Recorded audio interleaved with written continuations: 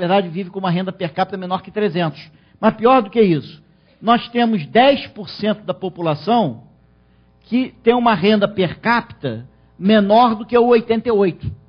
Ou seja, se você diz que 88 é que uma pessoa precisa para comprar alimentos, nós temos 10% da nossa população, né, que não é pouco, né, são quase 20 milhões de pessoas, que vivem numa situação tal que, se ela gastar todo o dinheiro que ela tem com alimentos, mesmo assim, ela não conseguiria comprar os alimentos que ela precisa para satisfazer as suas necessidades nutricionais.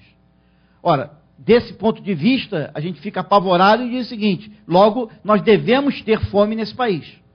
Quer dizer, um país que tem 10% da sua população numa situação que, mesmo se gastasse todo o dinheiro dela, ela não conseguiria comprar alimentos, deve ter pelo menos 10% da população com fome. Porque se a pessoa não tem dinheiro para comprar os alimentos, ela deve estar com fome. Tá certo? A situação é mais dramática.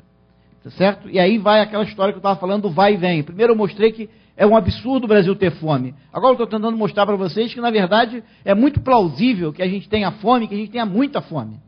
Por quê? Porque a gente tem 10% da população que, mesmo que gastar todo o dinheiro que tem, não vai conseguir satisfazer suas necessidades.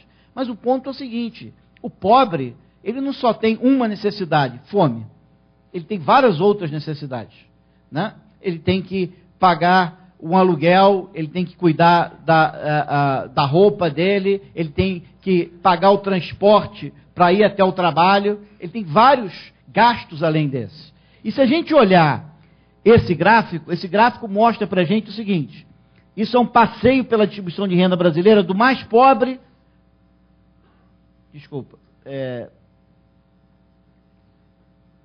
do mais pobre aqui até o mais rico para cá. E isso daqui é a proporção da renda que uma pessoa gasta com alimentação. Então, aquele canto ali onde está aquela seta são os mais pobres, né? Aqui são os mais pobres. E aqui os mais ricos. Os mais ricos gastam 10% da sua renda com alimentação.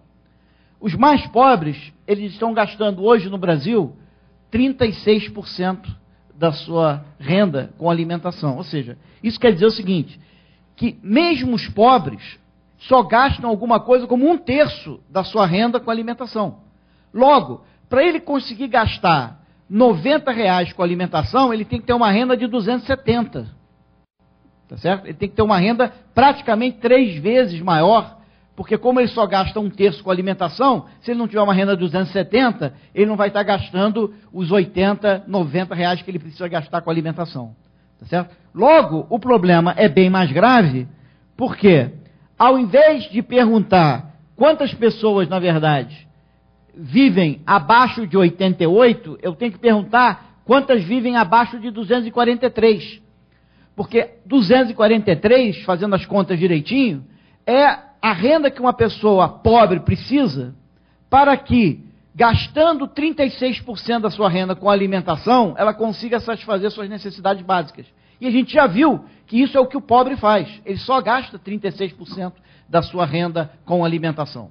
Tá certo? Isso quer dizer que no Brasil existe 40% da população que, em princípio, não tem renda suficiente para satisfazer suas necessidades nutricionais quando nós levamos em consideração todas as outras necessidades que aquela família tem. Isso quer dizer, então, esse país vai ter muita fome, porque, na verdade, tem 40% da população nessa situação. Ora, surpreendente é o fato que, na hora que a gente olha para os dados de fome, é tudo abaixo de 10%. Na verdade, os dados de fome que estão aí são vários indicadores de subnutrição, e os indicadores de subnutrição, todos, são na casa de 7%, 6%. E vale dizer que se esse indicador chegar em 3%, isso significa zero. Porque, na verdade, numa sociedade onde não há fome, esses indicadores são em torno de 3%. Então, na verdade, nós estamos em 6, 7, nós estamos 3, 4 pontos percentuais acima do que uma população bem alimentada estaria. Porque em toda população bem alimentada sempre vai ter algumas pessoas que por algum motivo vão estar com um peso abaixo do normal ou uma altura abaixo do normal. Tá certo? Então, isso quer dizer o seguinte, como que um país onde 40% da população, 10%, mesmo se gastar tudo que tem, não consegue se alimentar. 40%, se levar em consideração as outras necessidades, não tem dinheiro para se alimentar. Como é que nesse país 6% da população é subnutrida? Tá certo? Como que a gente conseguiu fazer isso? E o mais impressionante é o seguinte, é quando a gente coloca isso no contexto internacional. Esse gráfico aqui, ele relaciona, nesse eixo, a medida de subnutrição. Nesse eixo, o grau de extrema pobreza medido em termos de renda. Quanto mais alto o grau de extrema pobreza, maior tende a ser a subnutrição. Essa linha que está azul aqui é a norma internacional. Ela te diz para um país com 30% de pobreza, ele deve ter 37% de subnutrição. Um país com 20% de extrema pobreza deve ter 32% de subnutrição. O Brasil tem, por essa medida, 7% de pobreza, que deveria dar para a gente uns 20% de subnutrição, e a gente tem, segundo essa medida, 10%. Ou seja, nós estamos muito abaixo dessa linha. Ou seja, o Brasil, que tipicamente, quando você faz qualquer análise do Brasil, e você compara aonde deveríamos estar, dada a renda per capita que temos, sempre diz para a gente que a gente devia estar mais além do que onde a gente está. Quando você olha em termos de subnutrição, parece que nós estamos à frente, ou seja, nós temos muito menos do que, na verdade, era de se esperar que nós tivéssemos. Então, isso é certamente um fato bastante impressionante, e isso leva a gente a várias conjecturas, tá certo?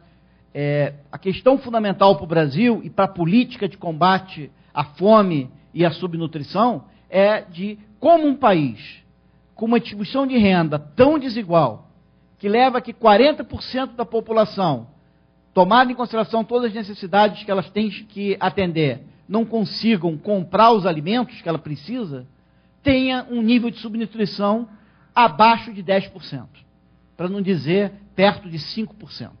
Tá certo? Como que nós conseguimos equacionar o problema nutricional sem, na verdade, termos equacionados o problema da distribuição de renda? Apesar da gente vir melhorando muito em termos de distribuição de renda, nós ainda estamos longe de, na verdade, conseguir ter alcançado, em termos de distribuição de renda, o mesmo sucesso que talvez a gente tenha alcançado na questão nutricional.